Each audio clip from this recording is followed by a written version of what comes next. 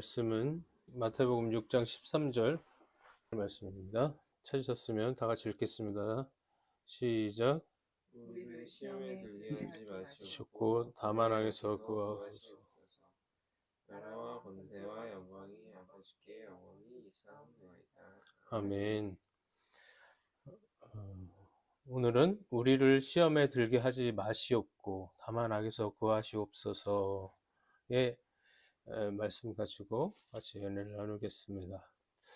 야고보 사도는 시험에 대해서 이렇게 말하고 있습니다. 시험을 참는 자는 복이 있나니 이는 시련을 견디어낸 자가 주께서 자기를 사랑하는 자들에게 약속하신 생명의 면류관을 얻을 것이기 때문이라. 사람이 시험을 받을 때에 내가 하나님께 시험을 받는다 하지 말지니 하나님은 악에게 시험을 받지도 아니하시고 신이 아무도 시험하지 아니하시느니라. 오직 각 사람이 시험을 받는 것은 자기 욕심에 끌려 미혹됨이니 욕심이 잉태한 즉 죄를 낳고 죄가 장성한 즉 사망을 낳느니라. 아멘. 시험에는 두 가지가 있습니다. 여러분들도 잘 아시는 것처럼 사단이 우리를 넘어뜨리려고 하는 시험이 하나 있고, 또 하나는 하나님께서 우리의 신앙을 한 단계 발전시키기 위해서 시험을 주시기도 하시죠. 오늘 본문의 시험은 후자가 아닌 전자의 시험, 즉 사단의 시험으로부터 우리를 보호해 달라는 기도입니다. 그런데 그 시험 어떻게 우리에게 올까요? 일단 사단은 우리의 가장 약한 지점이 어딘지 알고 있어요. 그리고 그것을 파고듭니다. 아담과 하와에게는 선악과를 먹고 더 이상 하나님의 통치를 받지 않고자 하는 그릇된 욕망이 약점이었고, 다윗은 밧세바에 대한 욕정으로 충신이자 밧세바의 남편인 우리아를 죽이는 끔찍한 계획으로 약한 지점이 드러났고, 또 돈 몇 푼 때문에 선생이자 구원자이신 예수님을 팔아버린 가룟 유다의 욕심이 그 시험이었던 것이죠.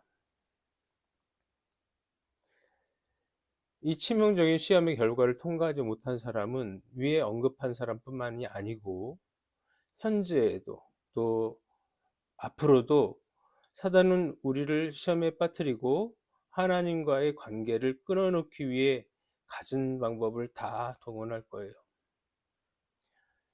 요한복음 10장 말씀 보면 도둑이 오는 것은 도둑질하고 죽이고 멸망시키려는 것뿐이요 라고 말씀하고 있습니다.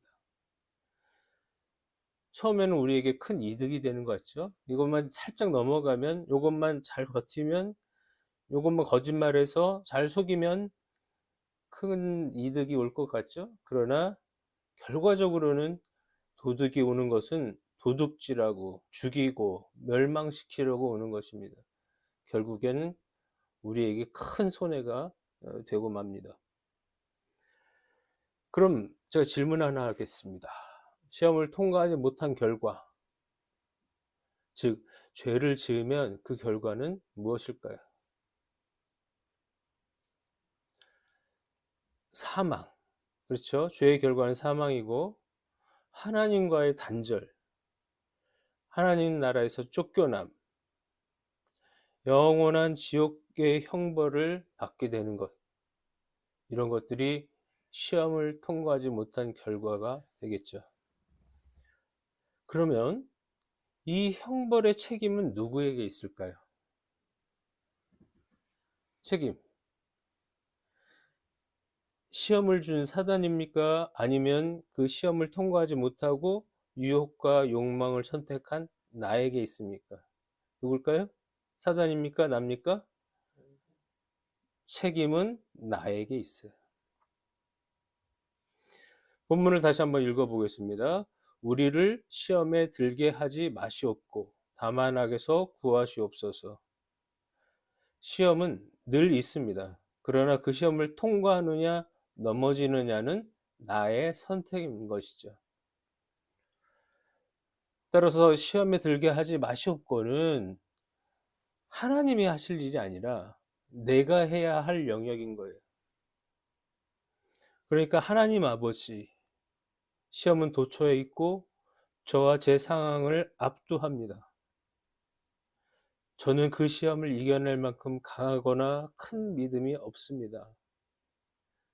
제 자신을 믿지 않고 하나님을 의지하오니 시험이 올 때마다 성령께서 이길 용기를 주시고 더 큰 믿음을 갖게 하옵소서.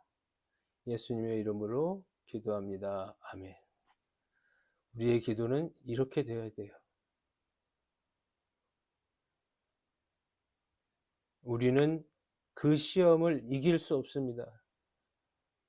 성령께서 이길 용기 주시고 믿음 주셔서 승리하게 하옵소서. 이겨내게 하옵소서. 위에 우리가 읽었던 본문의 그 내용의 기도는 이렇게 이해해야 합니다.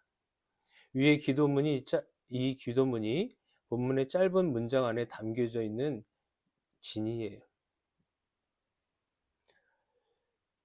그러면 이렇게 유혹과 욕망을 이겨내지 못한 채로 하나님과 분리되어서 영원한 지옥으로 가는 것이 우리의 마지막이 되어서는 안 되겠죠.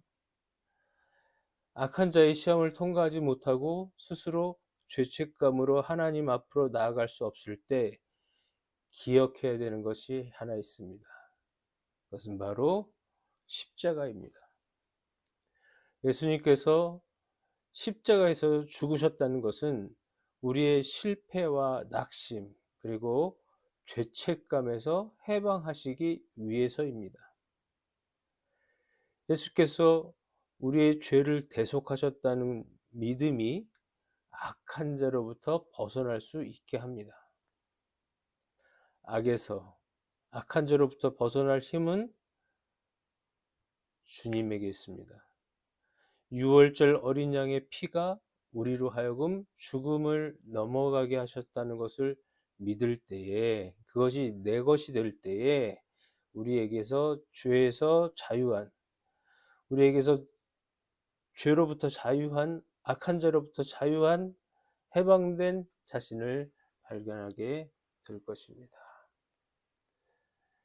유월절 어린 양은 유월절에 그 피가 발라짐으로 그 사람들도 죽어야 됨에도 불구하고, 그 사람들도 모두 다 죽어야 됨에도 불구하고 그 피를 보고 넘어가는 것이죠. 그럼 우리가 유혹과 욕망과 죄를 짓고 시험에 빠진다 할지라도 그 피를 의지하여 다시 한번 일어날 수 있고, 그 피를 의지하여 용기를 달라고 기도할 수 있는 것이고, 그럴 때 승리의 열매를 하나님께 드릴 수 있게 될 것입니다. 같이 기도하겠습니다. 하나님 아버지, 오늘 말씀처럼 우리에겐 날마다 시험이 오고 수시각각 시험이 옵니다. 그러나 그 시험을 이길 수 있는 능력과 힘과 용기는 저희에게서 나오는 것이 아니고 성령께서 주셔야만 이길 수 있습니다. 물론 우리는 그 말씀에 순종하고 용기를 내어서 주님을 따라갈 때 이 시험이 넘어갈 줄로 믿습니다. 이 시험을 견뎌낸 자에게 생명의 면류관을 주신다고 하신 약속 그대로, 우리가 그 말씀 그대로 믿고 오늘도 주님과 함께 이 하루를 시작합니다. 주님 축복하여 주시고 은혜 베풀어 주옵소서. 감사하며 예수님의 이름으로 기도합니다. 아멘.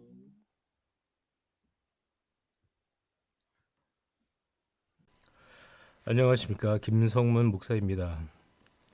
저는 목회자로 또 신학자로 30년을 살았습니다. 많은 성도들을 보았고 불신자들도 만나봤고 또 가난한 성도라고들 하죠. 교회를 다녔으나 이런저런 상처를 안고 교회를 떠나 계신 분들도 많이 만나봤습니다. 가장 가슴 아픈 것은 이단에 빠져 계신 분들입니다. 꼭 필요한 평신도 교육이 있었다면, 바르게 말씀을 대하는 방법을 알려주었더라면 이단들의 그 얄팍한 신학조차도 구분해내지 못하는 일은 없었을 것입니다. 그 죄는 저를 비롯한 목사들의 책임입니다. 그래서 지금이라도 교회 안의 성도들과 교회 밖의 성도들, 그리고 아직 복음을 알지 못한 분들에게 쉬우면서 정확한 성경을 함께 연구해 가면서 성장해 나가기를 바랍니다. 맨 앞에 페이지에 제 학력을 넣은 것은 잘난 척 하려는 것이 아니라 건강한 정통 신학을 공부한 사람이라는 것을 말씀드리고 싶어서 써놓은 것입니다. 오해하지 않으셨으면 좋겠습니다. 이 사역을 위해서 기도해 주십시오. 제가 지쳐 넘어지지 않도록, 또 성경을 바르게 보고 바르게 전할 수 있도록, 그래서 성도님들이 이 말씀을 가지고 힘을 얻고 기쁨을 회복할 수 있도록 기도 바랍니다. 또한 재정적 후원도 필요합니다. 유튜브의 특성상 최소의 얼마의 시간과 구독자가 있어야 수익이 발생하는 구조이다 보니 제 컨텐츠 많은 사람들이 보기 어려운 분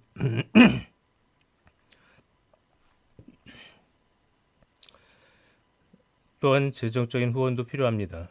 유튜브의 특성상 최소 얼마의 시간과 구독자가 있어야 수익이 발생하는 구조다 보니 제 컨텐츠가 많은 사람들이 보기에 어려운 분야이고 유명한 목사나 연예인도 아니기 때문에 쉽게 그 수를 충족하기 어려울 것 같습니다. 저희 교회는 메타교회이나 대한예수교 장로회 합동측에 소속되어 있고 비영리단체로 등록되어 있어서 헌금 영수증이 필요하신 분들은 연말정산 기부금 세액 공제에 사용할 수 있도록 준비하겠습니다. 교회 건축은 하지 않기 때문에 건축헌금 필요 없습니다. 하지만 교회가 정해지지 않아서 11조를 낼 곳이 마땅치 않다면 저희 교회에 헌금하시기 바랍니다. 정해진 사례와 교회 운영에 필요한 금액을 제외한 헌금 전부를 해외나 국내의 선교 사역을 위해 사용하겠습니다. 지금은 마태복음을 공부하고 있지만 조만간 창세기 연구를 할 계획이며 그 다음에는 바울서신 이런 식으로 계속 진행해 나갈 계획입니다. 후원을 기다리고 있겠습니다. 감사합니다.